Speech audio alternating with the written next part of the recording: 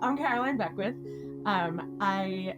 So I'm going to talk about my journey of anorexia and finding recovery using ketogenic therapy. So I had anorexia for 15 years. I was diagnosed when I was 14 and a half, going on 15. And then I recovered when I turned 30. So the whole middle of that, during that time, I went to inpatient treatment for anorexia, different inpatient treatment centers for substance abuse, and I tried a lot of different therapy and outpatient centers for eating disorders. I went in and out of college a bunch of times, and everywhere I went, I was supervised. Somehow my parents set up some treatment team, and nothing helped. And to me, all of that time was just like, I would lie and pretend I was eating more than I was, and put things in my pockets when I stood on the scale and pretended I weighed more than I did. And I actively lied, but I also did want help. I wanted someone to catch me, but nobody did. And the foods that I ate in these places were definitely not keto, but there was no focus on healthy food at all. Like, I ate candy bars and fast food. And that made me feel disgusting, and I already felt disgusting anyway, so that it was just seemed unbearable and impossible. And when I was 29 going on 30, my aunt suggested that I try the keto diet, and I thought that I wasn't scared of losing weight, and I thought, worst comes to worst, this will do nothing, I guess. And if I lost weight, I wasn't scared, and if it helped, then amazing. I didn't really think that it would, but it did seem like the idea of eating fat and not eating carbs was the exact opposite of what I've been doing. I ate non-fat everything and only basically ate sugar.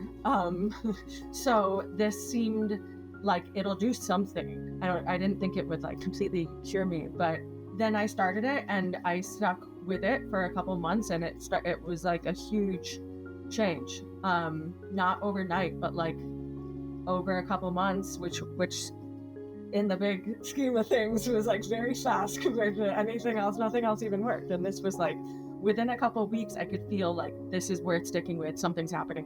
And then after a couple months, it was I pretty much could get through the day without thinking about any eating disorder thoughts, and it's been that way ever since.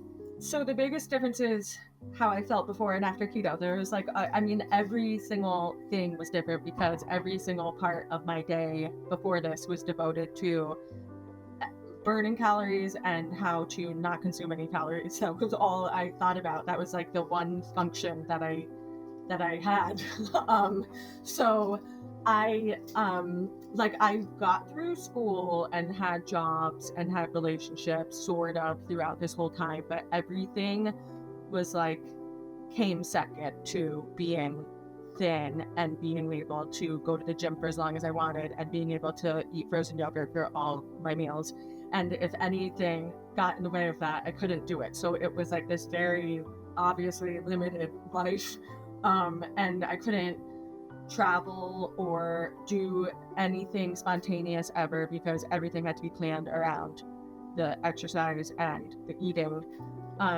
And now I can do whatever I want. I can go out to eat wherever someone else suggests, and it doesn't cross my mind that it would bother me. And take days off from exercise and travel, and I sit at a desk all day, which was I never ever thought that would be possible. Not that it's fun, but it is possible. And I have relationships. I laugh, and I was never. Everything was just if I was ever in a conversation with someone, I was just truly thinking about this is time spent that I'm not eating, so that's good. And that was the only thought about it. So yeah, I think I'm like a fully functioning person now. When I have went to treatment centers in the past and saw therapists, I was always told, like, let's get to the root cause of your disease and why did this start and sort of who is to blame for this. And I never felt like, I have wonderful parents, and they never did anything. I never had some traumatic event or anything in my childhood that led to this. It just happened because I tried going on a diet and then this happened. Since I've been working on the study with Guido and speaking with women on my own, I think even more, like, the more people I speak to, I'm sure there are examples, but I haven't spoken to anyone that has been able to say, like, this happened when I was 11 and then I became anorexic because of it.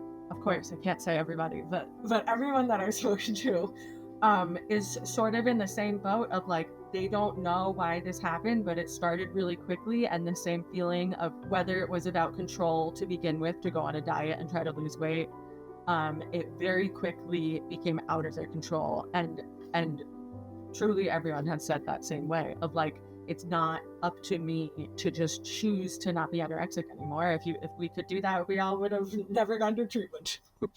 If I could go back, I think, of course, I've thought about this a lot, like, especially after realizing, like, I think I am better and my life doesn't have to be in and out of treatment centers anymore. And then the next question is, like, now what happens? And I hope that this is the same for most people, but I think, like, even though all those years are lost and that is, can't get that back, like, who I am is how I would have pictured myself at this age before I was anorexic. Like, it feels like surprisingly like that is just gone, and and it's up to me to, like, create a life because I didn't really have one. But I think that's, like, a good opportunity, and not everybody even gets that. So now being able to hopefully be helping people, like, I wouldn't change this because I, like, kind of have the best of both things, I guess. Like, I have had that experience, and it also hasn't really, like, had any lasting impact. It's wild to say, but it's true. Like, I don't think about it every day at all. I'm getting married on September 7th. I met my fiance. I started working here. I work at the 14th Street Y. It's like a Jewish community center. And I met him here. He works he like runs the preschool. It's very cute. And I had relationships, as I said, like, in the past, being anorexic, and part of the requirement of who I could be close to was basically someone that, like, can't really care about you that much, because I didn't want anyone to stop me from starving and over-exercising. So it's like, it had to be someone who's not great. And I'm sure a lot of others, like, yeah, I mean, any kind of, like, mental, like, addiction, anyone can relate to that. So yeah, so he is not like that at all. He's, like, super caring and wonderful, and I'm anxious about the actual wedding, obviously, but besides that, I'm not. It's only excitement. Like, I've obviously explained all this, and he knows all of it, but, like, day to day with, like, recovery stuff, most days nothing comes up. Speaking with the women in the study and the women that I speak to outside of that, like, I hear it change over time within just a couple of weeks. Like starting keto, everybody is terrified that, and myself when I started, that, like, the next day I'm going to step on the scale, and because I ate fat, I'm going to be fat. And that doesn't take that long to realize that that's not true. And then it's like, if that's not true, and that's what I thought was, like, fact forever, then all these other things are probably not true that I believe. And it's like, there's more and more. I think, like, I know that the eating disorder thoughts are not there, but, like, I guess there were so many, like, beliefs that I didn't question that just, like, come up like that. Like, having someone cook for you is, like, in anorexia world, that's, like, bad. Working on the study and speaking with women privately about this has been a lot. Like, I mean, it's definitely been rewarding in some ways and frustrating, and it's hard to realize like you can't just tell someone something and have them learn that lesson that way, and they're gonna have to do it themselves. And I wish there was like an easier way to that, but it has definitely made me like more convinced that ketogenic therapy is helpful for sure. Like it's not like this, how you said, like silver bullet for everybody. If the women that are doing this study end up leaving and going back to eating the way that they did, and this doesn't actually like stick with them, they eating a keto diet and eating all this fat for 90 days is like incredible that they were all able to do this, and hopefully the fear of eating fat will have changed or gone away completely. But I think that's like a huge part of anorexia, and if that could be like